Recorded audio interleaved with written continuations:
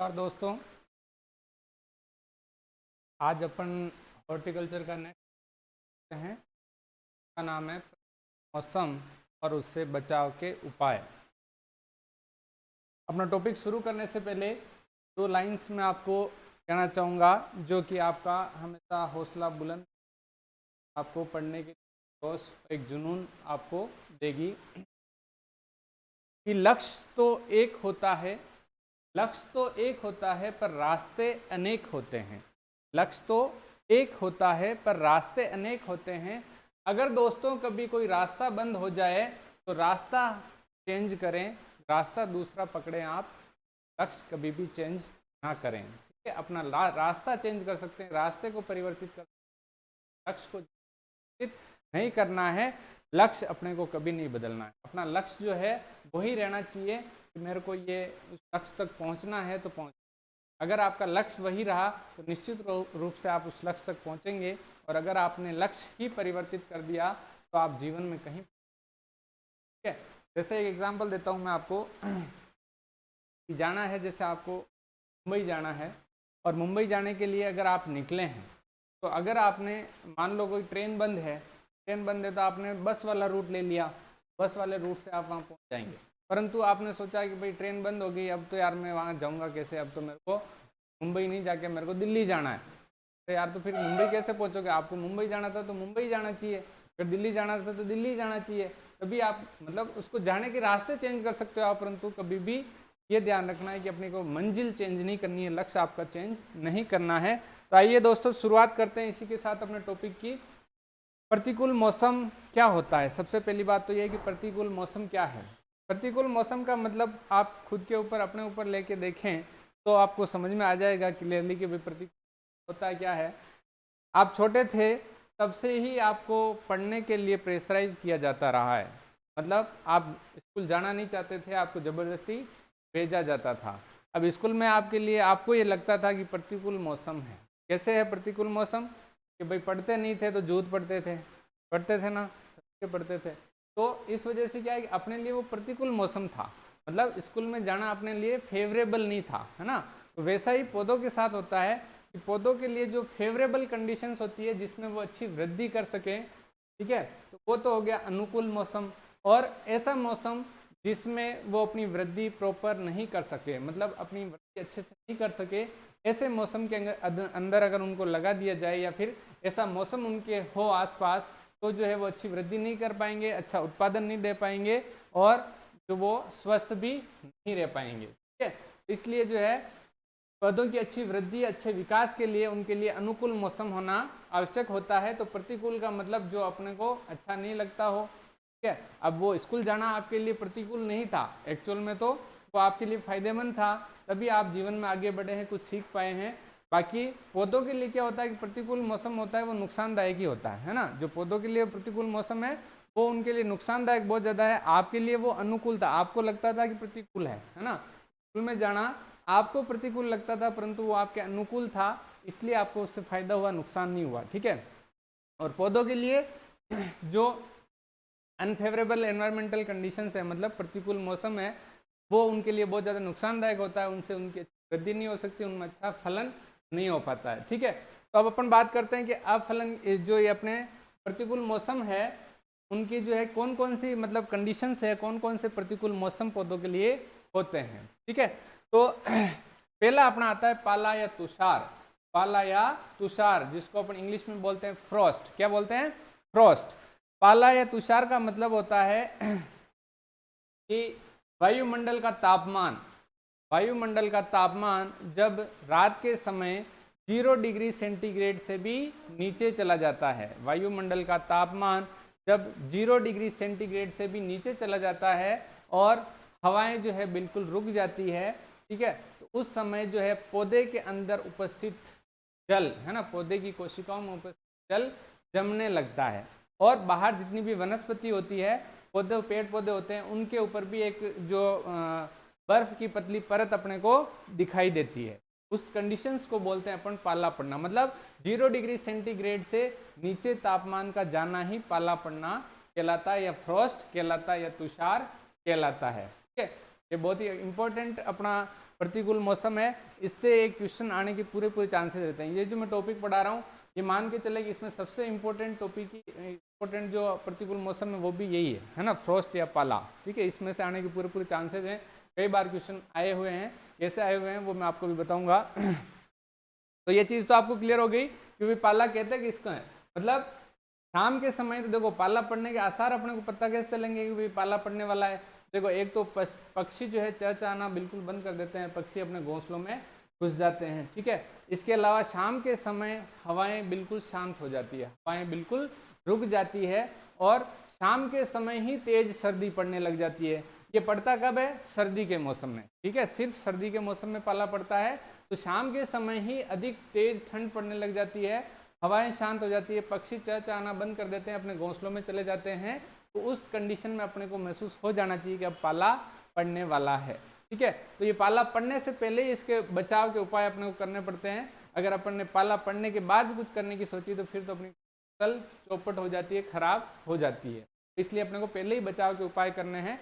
तो पाला पड़ने के लिए जो है मैंने आपको बताया कि भाई जो पाला पड़ने की कंडीशन है वो तो ये है कि भाई पक्षी जो है अपने घोंसलों में चले जाते हैं, चहचहाना बंद कर देते हैं, हवाएं शांत हो जाती है, इससे अपने को पाला पड़ने वाला है।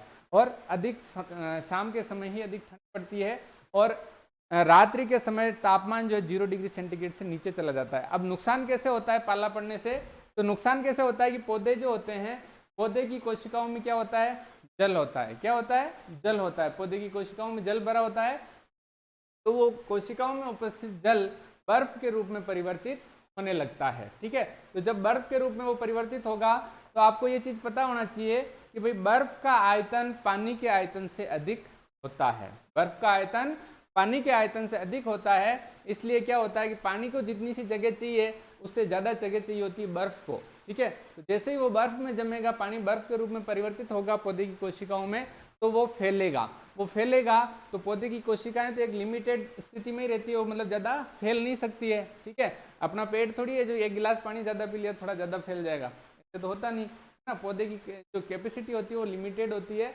मतलब वो ज्यादा उसकी कोशिकाएं फैल नहीं सकती है।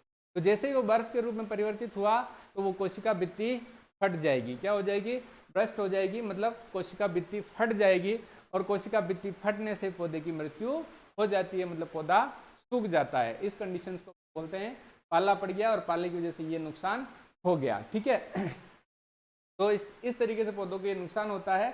तो पाले से बचाव के लिए अपन क्या कर सकते हैं, पहला तो ये देख लीजिए कब पड़ता है, ये दिसंबर जनवरी के महीने के अंदर जो है अधिक ठंड मतलब पड़ती है। ठीक है, दिसंबर जनवरी के महीने में रात के समय में जो है वायुमंडल का तापमान कितने डिग्री सेंटीग्रेड, 0 डिग्री सेंटीग्रेड से भी नीचे चला जाता है। इस स्थिति को शाम के समय में जो है हवाएं बंद हो जाती है, मतलब जो है पक्षी भी चहचहाना बंद कर देते हैं, अपने घोंसलों में चले जाते हैं। तब भूमि के धरातल के आसपास घास फूस व जो पत्तियां होती है, पौधों की पत्तियों पर बर्फ की पतली परत अपने को दिखाई देती है ना। ये जो फोटोज है इनमें आपको साफ दिखाई दे रही है, इस तरह की बर्फ की परत पौधों के ऊपर जम जाती है, ये बर्फ की परत जम रही है। और नुकसान कैसे होता है, ऐसे पूरे जाते हैं ना। ये टमाटर के पौधे जैसे सूखे हुए हैं, ये जो है तंबाकू के पौधे भी सूखे हुए हैं। ठीक है, तो इस तरीके से जो पौधे पूरे के पूरे सूख जाते हैं, तो ये होता है पाले का नुकसान। मतलब ऐसे सूखते हैं जैसे तो जल गए हो, है ना। तो वो जो ठंड पड़ती है उसकी वजह से पूरे के पूरे पौधे ही जल जाते हैं। तो इस स्थिति को बोलते हैं अपन पाला पड़ना। ठीक है, पाला, तुषार या फ्रॉस्ट इसको कहा जाता है। ठीक है, इंपॉर्टेंट इसका जो क्वेश्चन आता है वो पाले से बचाव में से आता है क्वेश्चन। ठीक है, एक तो होता क्या है उसके बारे में आ सकता है और एक बचाव का क्वेश्चन ज्यादा आने के चांसेस इसमें रहते हैं। ठीक है, होता क्या है इसमें, पादप की कोशिकाओं में उपस्थित जल जमने लगता है, मतलब बर्फ के रूप में परिवर्तित हो जाता है, जिससे कोशिका भित्ति फट जाती है। ठीक है, तो इसके बचाव के उपाय की बात करें तो सबसे पहला तो बचाव के उपाय का आप ध्यान रखना है कि भाई देखो सिंचाई करनी चाहिए। मतलब जब पाला पड़ने की संभावना हो, ठंड मतलब ज़्यादा पड़ रही हो, उस समय में अपने को पहले ही सिंचाई करनी चाहिए। हल्की सिंचाई करने से क्या फ़ायदा है कि मृदा का जो तापमान अधिक बना रहेगा, और मृदा का तापमान अधिक बना रहेगा तो जो पौधों के ऊपर भी उस ठंड का असर कम होगी, उसकी असर कम होगा और वो जो है सूखेंगे नहीं। ठीक है, दूसरा अपने को जैसे H2SO4 का छिड़काव करते हैं। ठीक है, ये क्वेश्चन आया हुआ है, कई एग्जामों में पूछा गया है कि भाई सांद्र सल्फ्यूरिक अम्ल जो होता है H2SO4 उसका कितने प्रतिशत घोल का छिड़काव पाले से बचाव हेतु किया जाता है। तो कितना करते हैं अपन 0.1%। कितना करते हैं 0.1% सांद्र सल्फ्यूरिक अम्ल या गंधक के अम्ल को H2SO4 को या सांद्र सल्फ्यूरिक अम्ल को सभी के सभी एक ही है, अलग नहीं है। ठीक है, तो इसका 0.1%। क्वेश्चन ये पूछा गया है कि H2SO4 या सांद्र सल्फ्यूरिक अम्ल या गंधक के अम्ल का कितने प्रतिशत छिड़काव पाले से बचाव हेतु किया जाता है। तो आपको क्या ध्यान रखना है 0.1%। कितना 0.1%। ठीक है, इसके अलावा अपन जो है ये अपने स्पेशल स्ट्रक्चर्स बना रखी है, मतलब जिससे पाले से बचाव किया जाता है। जैसे बर्फीले क्षेत्र हैं, इसमें ये जो है जूट वगैरह की ऐसी मतलब प्रोटेक्शन बना के और पौधों को ढक दिया जाता है जिससे पौधों को बचाया जा सकता है। ये मैंने आपको एक बार बताया भी था कि लो टनल होते हैं। क्या होते हैं लो टनल होते हैं। लो टनल का मतलब कम ऊंचाई के टनल। टनल क्या होते हैं मतलब जो टेंट तंबू होते हैं ना, तंबू, उस तरह की संरचना को बोलते हैं अपन टनल। क्या बोलते हैं टनल को अपन। जैसे एग्जैक्ट अगर टर्म कहें तो टनल का मतलब होती है गुफा। क्या होती है गुफा। गुफा के अंदर जैसे अपन होके निकलते हैं वैसे ही इसके बीच में गुफा की तरह जगह रहती है, तो वहां पे क्या पौधे मतलब बढ़ते रहते हैं। तो जो ये टनल स्पेशली कहाँ काम आते हैं, जैसे अपन कोई फसल है जो गर्मी की फसल है, ठीक है, गर्मी की फसल को अपन सर्दी के मौसम में जल्दी उगा रहे हैं, मतलब अर्ली अगर अपने को क्रॉप लगानी है, अगेती फसल लेनी है, तो उस समय ये टनल जो है ज़्यादा काम आते हैं। ठीक है, या फिर सर्दी के मौसम में भी कोई छोटी फसल है, छोटी क्रॉप है जिसको ज़्यादा हाइट जिसकी नहीं हो, उसको अगर अपने को पाले से बचाना है तो इस तरह की संरचना से अपन उसको ढक सकते हैं। ठीक है, जिसको अपन बोलते हैं लो टनल। क्या बोलते हैं लो टनल। ठीक है, तो इससे क्या होता है कि अंदर का तापमान लगभग 4 से 5 डिग्री सेंटीग्रेड ज़्यादा रहता है। बाहर के तापमान से अंदर का तापमान लगभग 4 से 5 डिग्री सेंटीग्रेड ज़्यादा रहता है, जिससे पौधों के ऊपर पाले का असर नहीं होता है। ठीक है, इसके अलावा टांटियां बांधकर, मतलब जो बांस वगैरह खपचियाँ होती हैं उनको बांधकर जो छोटे पौधे होते हैं उनको अपन ढक सकते हैं, जिससे उनको भी पाले से बचाया जा सकता है। ठीक है, इसके अलावा विद्युत हीटर जो है अपने मतलब जो ग्रीन हाउस वगैरह या पॉली हाउस हो गए या फिर जो स्पेशल मतलब कांच के हाउस होते हैं, जो के अंदर जो है मतलब हीटर को भी अपन पाले से बचाव के लिए काम में ले सकते हैं। अगर आप सोचें कि भाई ओपन फील्ड के अंदर अपन हीटर काम लें तो ये पॉसिबल नहीं है, क्योंकि जो आपकी हीट होगी वो डायरेक्ट ऊपर चली जाएगी, मतलब उनका पौधों को कोई फायदा नहीं होगा। इसलिए ये जो हीटर मतलब प्रोटेक्टेड कल्टीवेशन हो उसके अंदर हीटर विद्युत काम में लिए जा सकते हैं। ठीक है, और ये वैसे कॉस्टली भी ज़्यादा पड़ते हैं, महंगे, तो इसलिए ज़्यादा यूज़ भी नहीं किया जाता है। इसके अलावा नेक्स्ट अपना वायुरोधी वृक्ष लगाना। वायुरोधी वृक्ष लगाना, इसके लिए क्वेश्चन आता है वायुरोधी वृक्ष जो है कौन सी दिशाओं में लगाते हैं। वायुरोधी वृक्ष कौन सी दिशाओं में लगाते हैं पाले से बचाव के लिए, या फिर लू चलती है, लू भी अपन पढ़ेंगे अभी, तो उससे बचाव के लिए या पाले से बचाव के लिए, दोनों से बचाव के लिए उत्तर पश्चिमी दिशाओं में वायुरोधक वृक्ष लगाए जाते हैं। वायुरोधक वृक्ष कल पढ़े थे अपन ने, ठीक है, तो बड़े बड़े पहलवान ट्रीज होते हैं, बड़े बड़े पहलवान वृक्ष होते हैं, उनको लगाया जाता है। कहाँ लगाया जाता है, बगीचे के चारों तरफ। ठीक है, जिससे वो तेज हवाओं से बचाव कर सके और पाले से भी बचाव कर सके, लू से भी बचाव कर सके, इसलिए जो उनको है खेत मतलब और चाड़ के बगीचे के चारों तरफ लगाया जाता है। ठीक है, तो क्वेश्चन आता है कि भाई कौन सी दिशाओं में लगाने हैं वायुरोधक वृक्ष, तो उत्तर पश्चिमी दिशा में इंपॉर्टेंट है। इस दिशा में लगाने से पाले का असर भी कम होता है और लू का असर भी कम होता है। ठीक है, दिशा याद रखनी है आपको, यहीं से क्वेश्चन अपना बनता है। दूसरा अपना आता है प्रतिकूल मौसम, गर्म हवाएं अथवा लू। गर्म हवाएं अथवा लू कहते हैं किसको हैं, गर्मी के समय मतलब मई जून के महीने में तेज गर्म हवाएं चलती है, उनको अपन गर्म हवाएं या लू कहते हैं। ठीक है, लू का पूछ सकते हैं, गर्म हवाओं का लिए आपको सीधा पता चल रहा है गर्म हवाएं। ठीक है, तो लू क्या होती है, आ सकता है लू क्या होती है, तो लू का मतलब तेज गर्म हवाएं चलती के महीने में उनको लू बोला जाता है। क्या बोला जाता है, लू बोला जाता है। ठीक है, तो मई जून के महीने में तेज गर्म हवाएं चलती है, उसे क्या कहते हैं, लू कहते हैं। ठीक है, अब लू से होता क्या है, देखो फल फूल है वो झुलस जाते हैं। ठीक है, उनकी पत्तियां झुलस जाती है पौधों की, और परागण पौधों के अंदर नहीं हो पाता है, पौधा धीरे धीरे मुरझाने लगता है और धीरे धीरे सूख भी जाता है। ठीक है, तो ये जो है इवन जो फल हैं वो कच्चे फल नीचे गिर जाते हैं, सूख सूख के मुरझा के फूल गिर जाते हैं। ठीक है, ये बहुत ज़्यादा समस्या इसकी वजह से होती है, लू की वजह से। तो लू से बचाव कैसे कर सकते हैं, कोई इरिगेशन करना है, सिंचाई करना है, जिससे तापमान थोड़ा कम रहेगा आसपास के एरिया का, तो उसका लू का असर कम होगा। ठीक है, इसके अलावा और भी जो है अपन जैसे चूने का लेप करते हैं, जो बड़े फल वृक्ष होते हैं, चूने का लेप देखो तने के ऊपर जो पौधा होता है उसके तने के ऊपर चूने का लेप करते हैं। अभी आगे देखते हैं अपन, मैं बताता हूँ आपको। पहला तो इसके अंदर होता नुकसान कैसे होता है, फल फूल उलझ जाते हैं तथा कर गिर जाते हैं। ठीक है, ये जो आप देख रहे हैं पौधा इस तरीके से मुरझा गया, ये जो है पूरा ये अपने तेज हवाओं की वजह से, लू की वजह से ही नुकसान हुआ है। ठीक है, या फिर आप कह सकते हो जब तूफान आता है तो भी इस तरीके की कंडीशंस हो जाती है। ठीक है, केले की फसल है पूरी बर्बाद हो गई है। नेक्स्ट है पौधे की वाष्पोत्सर्जन दर बढ़ जाती है। इस कंडीशन में क्या होता है, पौधे की वाष्पोत्सर्जन दर बढ़ जाती है। लू की वजह से पौधे के अंदर वाष्पोत्सर्जन, पानी जो है भाप के रूप में अधिक तीव्र गति से उड़ने लगता है, तो उसके अंदर पानी की कमी हो जाती है, और पानी की कमी होगी तो पौधा मुरझा जाएगा और सूख जाएगा। ठीक है, धीरे धीरे कमजोर होकर मुरझाने लगता है। तो इसके लिए अपन क्या कर सकते हैं, एक तो सिंचाई करनी चाहिए, पौधे के छोटे पौधे तो उनकी पत्तियों पे पानी का छिड़काव करना चाहिए और सिंचाई करनी चाहिए।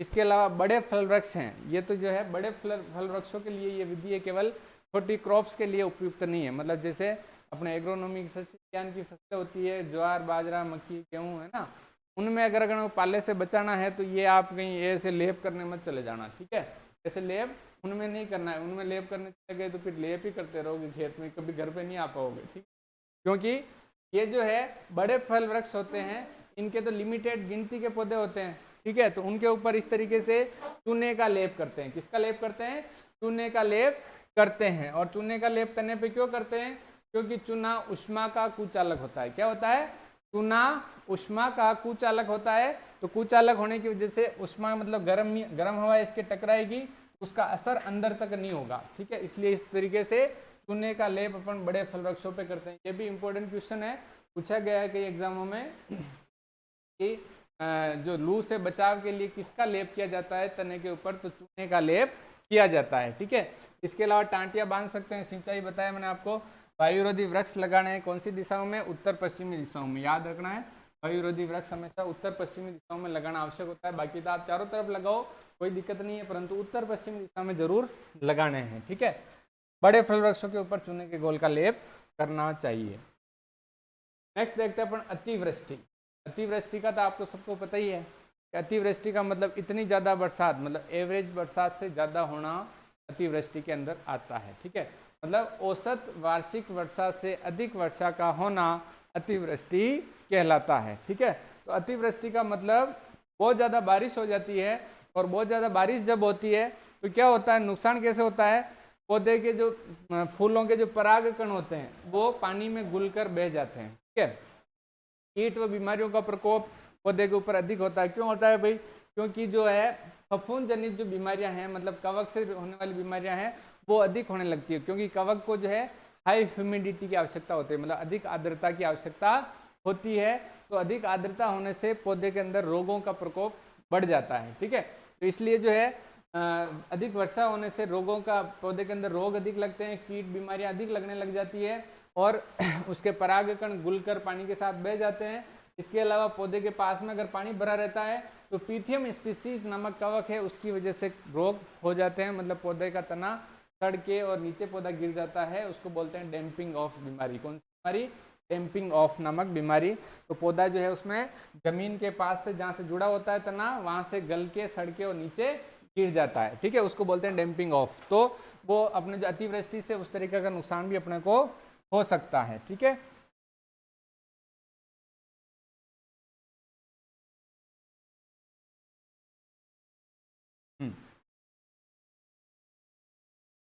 तो इस तरीके से नुकसान अपन अतिवृष्टि से अपना नुकसान होता है। जैसे आप फोटो में देख पा रहे हैं, खेतों के अंदर पानी भरा है, इस तरीके से पानी भरा रहेगा तो जो है पौधे अपनी वृद्धि नहीं कर पाएंगे, जड़ों में बहुत सारी बीमारियां लग जाएगी और सड़कें और जड़ें खत्म हो जाएगी। ठीक है, तो इसलिए जो है अपने को इससे बचाव के लिए सबसे इंपॉर्टेंट काम क्या करना है कि जल निकास की उचित व्यवस्था होनी चाहिए। ठीक है, अगर जल निकास की पर्याप्त व्यवस्था अपने पास है तो इस तरीके की समस्या से अपन बच सकते हैं। नुकसान तो हो गई होगा, क्योंकि परागकण घुल के बह गए, उनका तो वापस ला के उनके ऊपर लगा नहीं सकते अपन, फल टूट के गिर गए उनको तो नहीं लगा सकते, परंतु जो है अपन कुछ बचाव कर सकते हैं, मतलब जड़ें हैं पौधों को सड़ने, पौधों की जड़ों को सड़ने से बचा सकते हैं, मतलब जल निकास करके अपन कुछ बचाव कर सकते हैं। ठीक है, बाकी अतिवृष्टि अपने हाथ में नहीं, भगवान के हाथ में, जितनी होगी होगी, परंतु अपने को जल निकास की अच्छी व्यवस्था करनी चाहिए।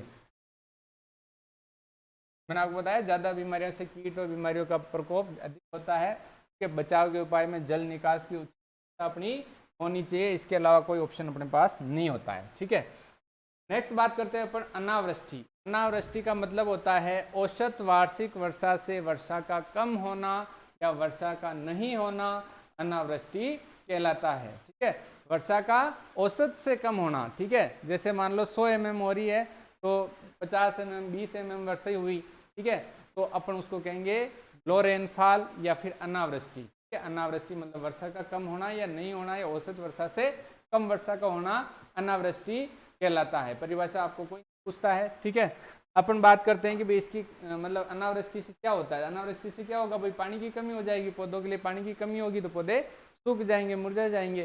तो उस कंडीशन में अपने पास सिंचाई के पर्याप्त साधन होने चाहिए। सिंचाई के साधन होंगे तो अपन अनावृष्टि से बच सकते हैं, ज़्यादा कोई नुकसान अपना नहीं होगा। ठीक है, अब कल अपन ने बात की थी कि भाई सिंचाई के लिए जो सर्वश्रेष्ठ विधि है, सबसे अच्छी विधि है बगीचों में सिंचाई की विधि, वो होती है अपनी ड्रिप इरिगेशन सिस्टम। कौन सी? ड्रिप इरिगेशन सिस्टम, मतलब बूंद बूंद सिंचाई विधि, ट्रिकल सिस्टम, या इसको सूक्ष्म सिंचाई विधि भी कहते हैं। तो ये सिंचाई की विधि अपनी सबसे अच्छी विधि मानी जाती है बगीचों के अंदर, जो आप काम में ले सकते हैं, जिसके अंदर पानी की बचत कितनी होती है, 50 से 75%।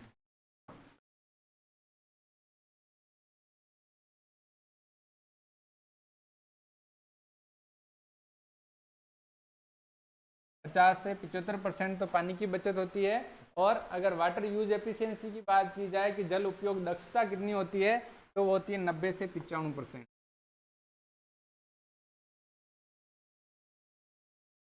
क्या होती है? Water use efficiency. Water use efficiency मतलब जल उपयोग दक्षता। ठीक है, तो इस विधि की सबसे ज्यादा जल उपयोग दक्षता होती है अपनी ड्रिप इरिगेशन सिस्टम। ठीक है, तो ये बूंद बूंद सिंचाई विधि आप काम में ले सकते हैं, जिसमें क्या होता है कि डायरेक्ट पौधे की जड़ों में ही पानी गिरता है, जिससे पानी का नुकसान, वाटर लॉस कम से कम हो जाता है। ठीक है, नेक्स्ट आता है अपना आंधी या तूफान। आंधी या तूफान का मतलब तेज हवाएं चलती है, ये भी गर्मी के समय ही चलती है। ये आते क्यों हैं आंधी या तूफान? एक्चुअल में होता क्या है कि जब तापमान अपने इधर बहुत ज़्यादा बढ़ जाता है, तो तापमान बढ़ने से क्या होगा कि भाई जो हवाओं के अंदर नमी है वो नमी कम पड़ जाएगी। ठीक है, नमी कम पड़ जाएगी और हवाएं हल्की हो जाएगी, बिल्कुल हल्की हो जाएगी। तो हल्की हवाएं होगी, मतलब नमी की कमी हो गई, तो वहाँ पे जो है वो हवाएं ऊपर चली जाती है, मतलब वहाँ पे एक स्पेस क्रिएट हो जाता है, मतलब खाली जगह क्रिएट हो जाती है। तो उसको भरने के लिए जहाँ पे नमी ज़्यादा होती है, ह्यूमिडिटी ज़्यादा होती है, उधर से हवाएं इस तरफ दौड़ती है। ठीक है, तो वो इस तरफ दौड़ती है हवाएं, उसकी वजह से वो तूफान की जैसे माहौल बन जाता है, मतलब हवाएं वो तेज हो जाती है वो, तो इस वजह से वो तूफान, आंधी और तूफान आते हैं। मतलब जो वायु दाब है, वो वायु दाब इस जगह पर कम हो जाता है, तो वायु दाब कम होने की वजह से जो है हवाएं तेज गति से उस तरफ दौड़ने लगती है जिस तरफ वायु दाब कम होता है। ठीक है, तो उसको बोलते हैं अपन आंधी या तूफान। ठीक है, और आंधी या तूफान आने से क्या होता है कि आपको पता ही है कि पेड़ पौधे जो है टूट के उनकी शाखाएं गिर जाएगी, फल फूल जड़ जाएंगे, और कई पूरे पूरे बगीचे ही सपाट हो जाते हैं, मतलब पूरे पूरे गिर जाते हैं। इस तरीके से अगर एग्रोनॉमिकल क्रॉप्स है, अपनी कृषि विज्ञान की फसलें, तो वो भी पूरी पूरी ऐसे सो जाती है। शाम को गए खेत पे, जब तो अपनी फसल अच्छी खड़ी थी, और सुबह गए तो फसल सो रही थी, है ना, नींद निकालने लग जाती है फसल, तो वो वापस खड़ी होने में मतलब लगभग बहुत मुश्किल से होती है, और होती भी है तो फिर प्रोडक्शन उतना नहीं हो पाता है। ठीक है, और वो भी मतलब लास्ट स्टेज पे अगर ऐसा हो जाए तो फिर वो खड़ी नहीं हो पाती है, और अगर बीच में छोटी थी तब हो गया तो फिर थोड़ी बहुत खड़ी होके थोड़ा बहुत प्रोडक्शन उसका हो जाता है। अब जो फल वृक्ष हैं उनका तो फिर कोई इलाज ही नहीं कर पाएंगे अपन, एक बार टूट के गिरे में वो तो पूरे फल वृक्ष पूरे पूरे नष्ट हो जाते हैं। ठीक है, तो इस तरीके से फल वृक्ष अपने तेज तूफान, आंधी और तूफान से टूट जाते हैं, गिर जाते हैं। ठीक है, और इससे बचाव के लिए क्या करेंगे अपन? कोई वायु विरोधी वृक्ष लगा सकते हैं, या फिर बगीचे के चारों तरफ ऊंची दीवारें बना सकते हैं। ठीक है, अगर ऊंची दीवारें होगी और वायु विरोधी वृक्ष जो होंगे, तो उस कंडीशन में ये अपने तूफान से ज़्यादा नुकसान नहीं होगा। ठीक है, इस कंडीशन में जो अपने वायु विरोधी वृक्ष है वो चारों तरफ लगाएंगे, है ना, ये केवल उत्तर पश्चिमी दिशा के लिए नहीं है, चारों तरफ लगाते हैं। केवल अपन जो है एक तो पाला के लिए और एक लू के लिए उत्तर पश्चिमी दिशाओं में लगाते हैं। ठीक है, नेक्स्ट बात करते हैं अपन स्टेकिंग। स्टेकिंग से पहले जैसे एक दो और जो प्रतिकूल मौसम है वो अपन जैसे लिखे नहीं है, अपन ने लिखे क्यों नहीं है, क्योंकि उनका कोई अपने पास बचाव का उपाय नहीं है। ठीक है, मतलब जैसे अपन बात करें, एक जो है अपना ओले गिरना,